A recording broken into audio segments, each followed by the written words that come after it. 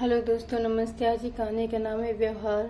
पारुल और उसकी बड़ी बहन कंचन के भाई मोनू की शादी के बाद आज पारुल मायके आई थी और थोड़ी देर के बाद उसकी दीदी किचन में भी आने लगी थी। पारुल मायके पहुंची तो उसने देखा कि उसकी भाभी आंगन में झाड़ू लगा रही थी और उसकी माँ गुस्से से चिल्लाते हुए कह रही थी कि अभी थोड़ी देर में मेरी दोनों बेटियां घर आने वाली है और तेरा काम ही खत्म नहीं हुआ है अभी तक।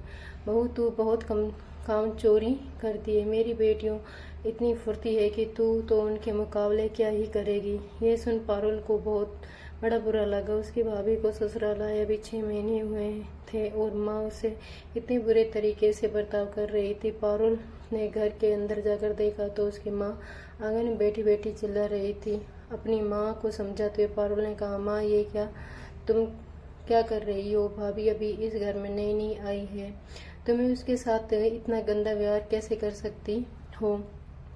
तो कहने लगी, तू चुप कर, तेरी दीदी आती ही होगी, अभी आते ही वे कुछ खाने के लिए मांगेगी, उसे बहुत भूख लगती है और ये देख अभी तक आंगन में झाड़ू ही लग रही है, बस पता नहीं कब नाश्ता बनाएगी।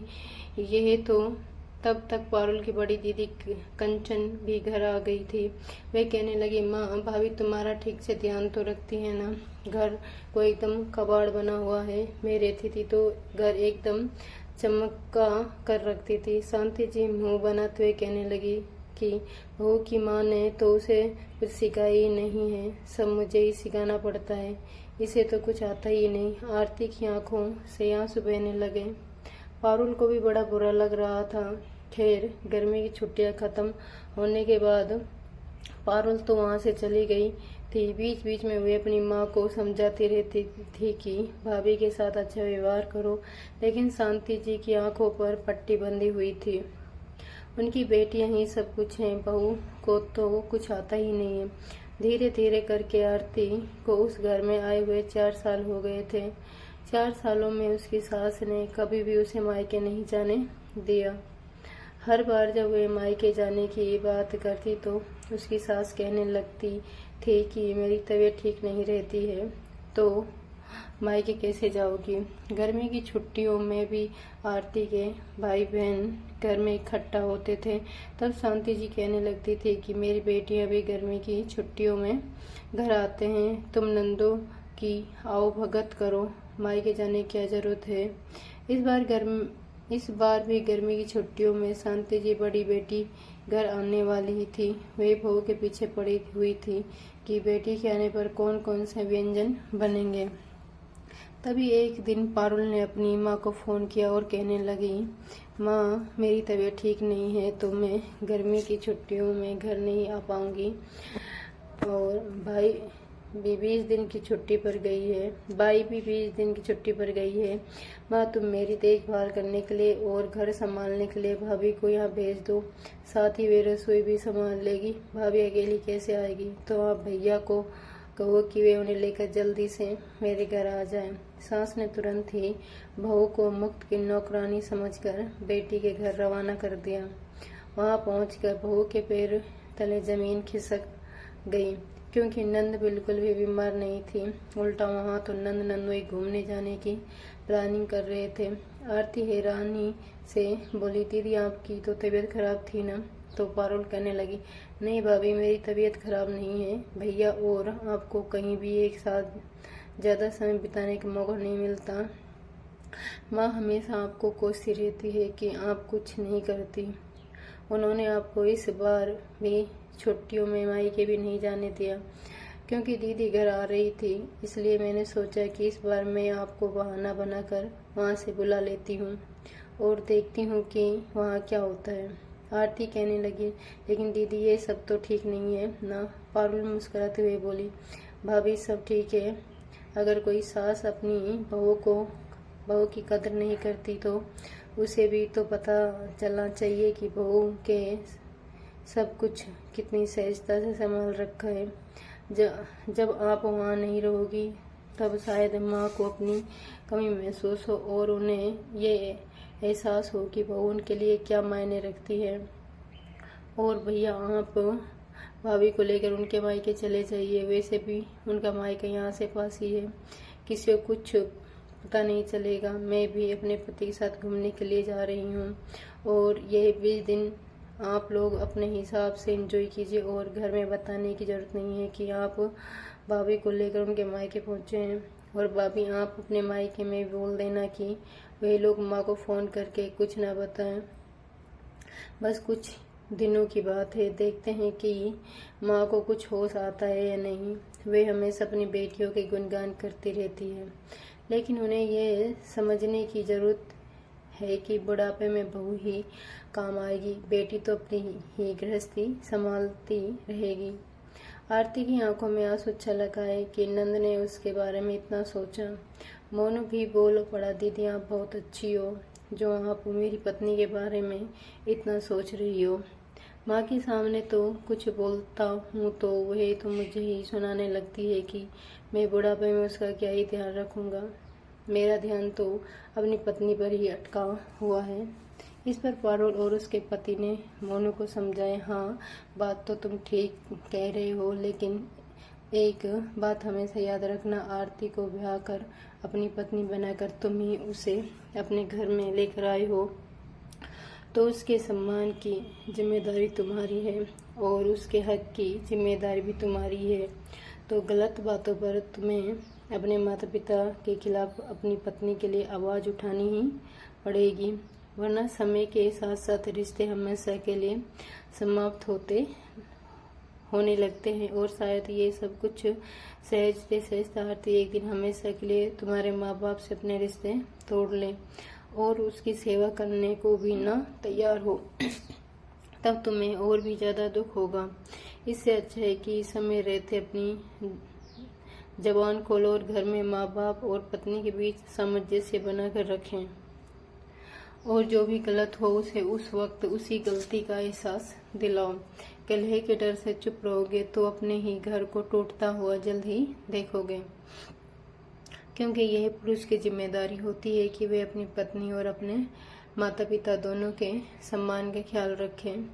मोनू भी बहुत ध्यान से अपनी दीदी और जीजा जी की बातें सुन रहा था और सोच रहा था कि वे उनकी बातों पर वे अमल करेगा। खैर, नंद की योजना के अनुसार आरती अपने मायके चली गई। सब लोग उससे मिलकर बड़े खुश हुए। आज 4 सालों के बाद उसे मायके आने का मौका मिला था। मोनू भी पहली बार अपने ससुराल गया था, बड़ा अच्छा लग रहा था। उधर शांति जी अकेले परेशान हो रही थी। बड़ी बेटी अपने बच्चों के साथ चली आई, लेकिन वे रसोई काम में मदद बिल्कुल भी नहीं कर रही थी और उनके घुटनों में दर्द ने उन्हें परेशान कर रखा था। अकेले उनसे काम नहीं हो रहा था तो वह अपनी बेटी से भी रसोई के काम में मदद मांगने लगी। तो वह कहने लगी, माँ ऐसे समय में जब मैं आ रही थी तो तुम्हें भाभी को पारुल के पास भेजने की क्या जरूरत थी। तब शांति जी कहने लगी, बहू तुम्हारी सेवा में हर बार लगी रहती थी, इस बार पारुल की तबीयत ठीक नहीं थी, वह यहाँ नहीं आ पा रही थी, इसलिए मैंने उसे उसकी देखभाल करने के लिए वहाँ भेज दिया। तुम तो घर की बड़ी बेटी हो ना, क्या घर संभालने में कुछ दिनों तक मेरी मदद नहीं कर सकती। तुम्हारी बहन को आरती की ज़्यादा ज़रूरत थी तो मैंने क्या करती। कंचन को बहुत बुरा लग रहा था। 1-2 दिन तो उसने किसी तरह रसोई में मदद की, लेकिन फिर कहने लगी, माँ हमें गोवा घूमने जाने वाले थे तो बीच में मैं तुम्हें 2-4 दिन के लिए मिलने के लिए चली आई थी। मैं जाती हूँ, तुम जितनी जल्दी हो सके भाभी को बुला लेना, अकेले कब तक ये घर संभालती रहोगी। इतना कहकर वे वहाँ से अपने बच्चों के साथ चले गए। शांति जी तो अवाक सी रह गई। वे सोचने लगी कि जब बहू घर पर रहती थी तो बेटियों के आने पर मैं दिन रात उससे उनकी आवभगत करवाती थी। इस बार बहू घर पर नहीं थी तो बेटी कितनी जल्दी यहाँ से चली गई। उसे ये भी नहीं देखा कि माँ तकलीफ में है, अकेले कैसे बनाएगी खाना। वह उदास मन से आकर अपने पति के पास बैठ गई तो रमेश जी ने भी मौका देखकर कह दिया कि क्या हुआ बेटी, तुम्हारी देखभाल करने के लिए रुकी नहीं, उसे तुम्हारी सेहत से ज़्यादा अपने घूमने फिरने की पड़ी है।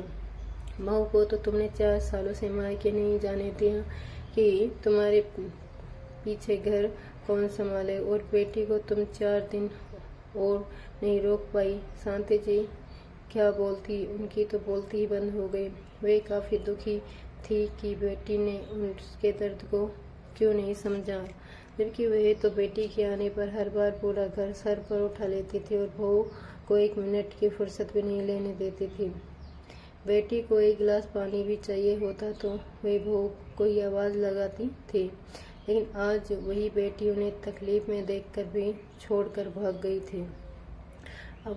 अब उन्हें एहसास हो रहा था कि बहू दिन रात उनकी सेवा में एक पेट पर खड़ी रहती है, फिर भी उनकी कदर नहीं करती।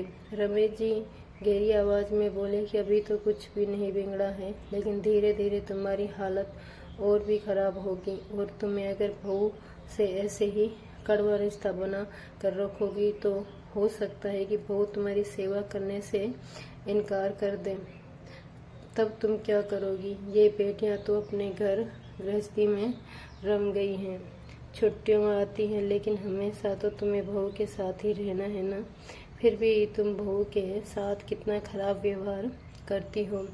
शांति जी अब अकेले चूल्हा चौका संभाल रही थी। तब उन्हें समझ में आ रहा था कि बहू कितना सारा काम अकेले संभालती है, ऊपर से उनकी गालियां भी सुनती हैं, फिर भी मुंह से उफ तक नहीं करती हैं। ऐसी स्थिति में वह रहती तो कब का ससुराल छोड़कर भाग गई होती। बेटा भी तो पत्नी की तकलीफ देखते हुए भी उन्हें कुछ नहीं कहता है।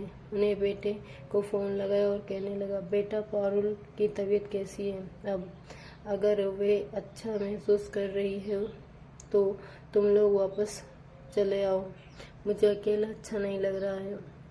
सास का फ़ोन आते ही आरती विचलित होने लगी। वह कहने लगी कि मम्मी जी की तबीयत वैसे ही खराब रहती है, अकेले ही उन्हें सब कुछ संभालना पड़ रहा है।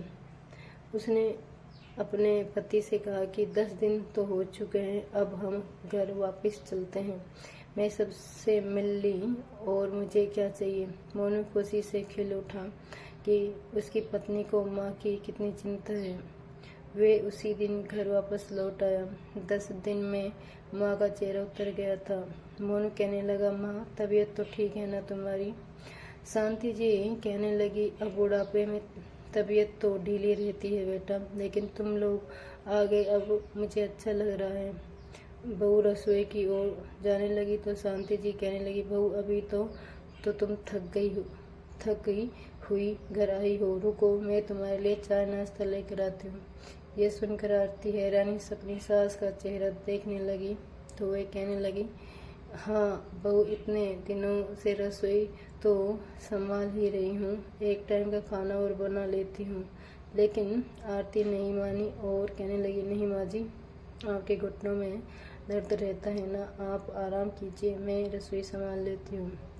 आखिर मैं किस लिए हूँ? लेकिन फिर भी उन्होंने बहू को अकेले नहीं छोड़ा और रसोई में आकर उससे बात करते हुए उसकी मदद करने लगी।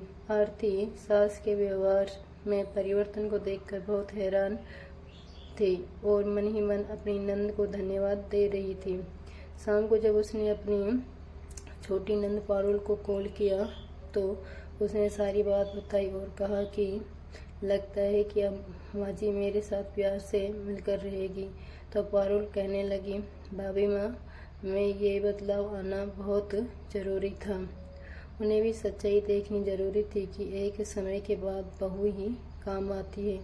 बेटियां तो दूर दूर रहती हैं और कभी कभी आ सकती हैं, लेकिन बहू ही है जो दिन रात साथ में रहती है और हर सुख दुख में साथ भी देती है। आरती अपनी नंद के प्रति आभार और प्यार से भर उठी थी, जिसने उसकी सास के नज़रिए को बदलने में मदद की थी। शांति जी अब बहू से ज़्यादा जुबान नहीं करती थी, न ही उसके काम में कमियां निकालती थी और न ही बेटियों से तुलना करती थी, क्योंकि वे समझ गई थी कि बहू ही उनके बुढ़ापे का असली सहारा है। आरती भी खुश थी कि सासू माँ अब उसके साथ प्यार से मिलजुल कर रहेगी। दोस्तों, आपको नंद का व्यवहार अच्छा लगा? दोस्तों, अगर ये कहानी आपको पसंद आई हो तो कृपया चैनल को लाइक से सब्सक्राइब जरूर करें।